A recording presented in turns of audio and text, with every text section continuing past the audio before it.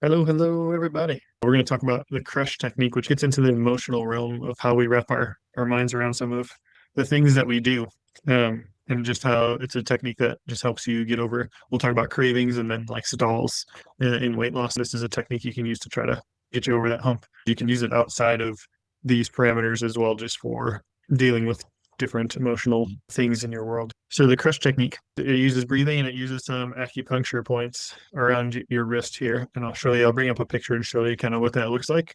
But you can also use this for like when you snack. Sometimes we snack mindlessly and we really don't understand why we do that. It usually tracks back to an emotion or a conversation we had or something that is just on your mind, and your nervous system's just on automatic mode. So it's not necessarily you're hungry, it's just we haven't acknowledged it for what it really is. So when you have a craving, or you're having a craving and it's not really the right circumstance to have that craving in, we can use this technique to help get us through that point. So step one with the crush technique is to first notice that you're having a craving and then identify the food you're desiring. So is it sugar, is it chocolate, whatever it might be that you're craving. Step one is just notice that you're having it and identify which food it is.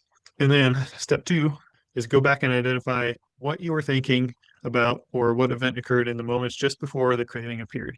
So an example of that is you just had an argument, maybe with your spouse, or maybe you were just watching the news and something popped up, or maybe you were coming out of a conversation with another person. Like what just happened in the moments leading up to that?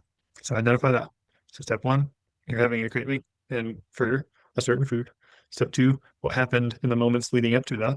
And then step three, identify the feelings you experienced in step two. Were you sad, hurt, lonely, angry, guilt, shame? It's usually a base emotion like that you're going to experience. And then moving on from that is you'll place one hand on your wrist, so palm up. And I'll bring up a picture of this because it's really hard to kind of show on camera. But you have acupuncture points on your thumb side, and you'll wrap your hand around and you'll grab them. So I'll bring up a picture of this in a second, but I'll kind of walk you through how you can do this.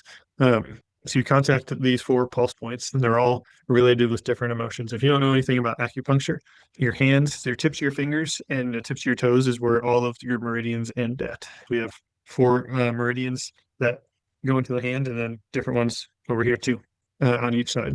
So you're going to contact these pulse points, and then after you contact these pulse points, we're going to do some breathing, and you kind of wrap your forehead with your palm as you're pushing into these points. And then you can grip into the points a little bit more. So you're kind of stimulating these points. In acupuncture, your points are right below your skin level. So you don't need needles to access them. You can actually use pressure. And that's what we're going to be doing with this. So let me bring up this picture so you guys can get a little bit of an idea of where this is at here. There we go. Okay. So these are our acupuncture points here. So you can see that it doesn't really matter the names of them. You don't have to memorize that at all, but this is the location.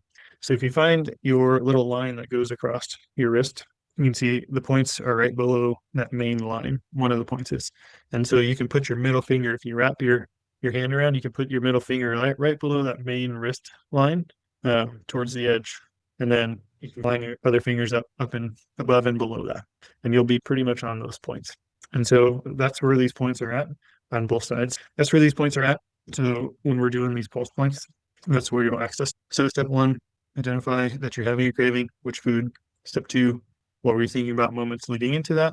Step three, which feelings, identify the feeling associated with it. You can also say identify the emotion associated with that. That's kind of the same. Step four, it doesn't matter which side you start with. We're going to do both sides. So you can place your hand on those points, place your hand on your forehead, and then you're going to take several slow, deep breaths in through the nose, out through the nose. I like to just practice our proper breathing during this time. So while you're doing your deep breaths, concentrate on the feelings you identified in those different steps and the food that you are craving that from step one, and then squeeze those pulse points a little bit more and keep deep breathing a couple more times. And then what you do is you'll do that several times on one side, and then you'll switch hands and do several deep breaths, thinking about those things. And another few deep breaths while you're pressing into those points a little bit more. And after that, you reassess and see where you're at. So you repeat it as needed on both sides, but most of the time you'll notice like the cravings and the emotional stress, they'll start to disappear as you're doing that. It's a really cool technique. It's just gets into neuro-emotional technique to help you with different emotional things, but this is really good for cravings. And that's how the steps you do it for cravings. So you find that wrist line, line your middle finger up right below it, and then you just line the fingers up in accordance to that. And then you go through the steps with that. So that's for cravings. But you can also do this to get past a plateau, right? So if you get to a certain point and you plateau, you can do this the same thing, but the thinking behind it's just a little bit tweaked. So you kind of, the first step would be like notice where your weight is plateauing at. Where did it occur? Was it at like 175.5? Was that 176? Where is it at that checkpoint? And so your body can't seem to go below that point, right?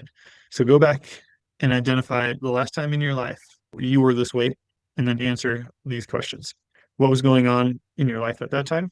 So like a common one is like a big change happened. One of our clients had like their dad passed away around that time, or they got a divorce, or something big happened around that point in time. And so step one's what was going on, and then what was that experience like? So identifying the feeling or emotion, sad, guilt, shame, whatever, anger, whatever that might have been for you. And then you go through the same sequence we did with the breathing, right? So identify the feelings, the time and the feelings, and you can almost visualize that as you're pressing on these points, and you repeat on the other side. If you can't really go back and identify the last time you were that weight, you can also pick like maybe a traumatic event that this could have been associated with. So if I'm just talking about this and there was a trauma around that time, like work on that, because a lot of times that is associated with that plateau. Does that make sense to everybody? How's everybody doing? But these are just some techniques to help you get through some of those situations. And that's what we're helping with today. So this is the crush technique, preventing some cravings, if you're going through some emotional things even, or if you're hit a plateau. I talked about weight plateaus and some other techniques and things that we can do during those times, like a protein day or like a 24-hour fast or something like that, just to kind of get us kickstarted. So yeah, do some crush technique stuff. It's really a good practice to get into, especially with cravings for food or mindless eating. Kind of can go track that back to an emotion that's going on. All right. You guys have a great day.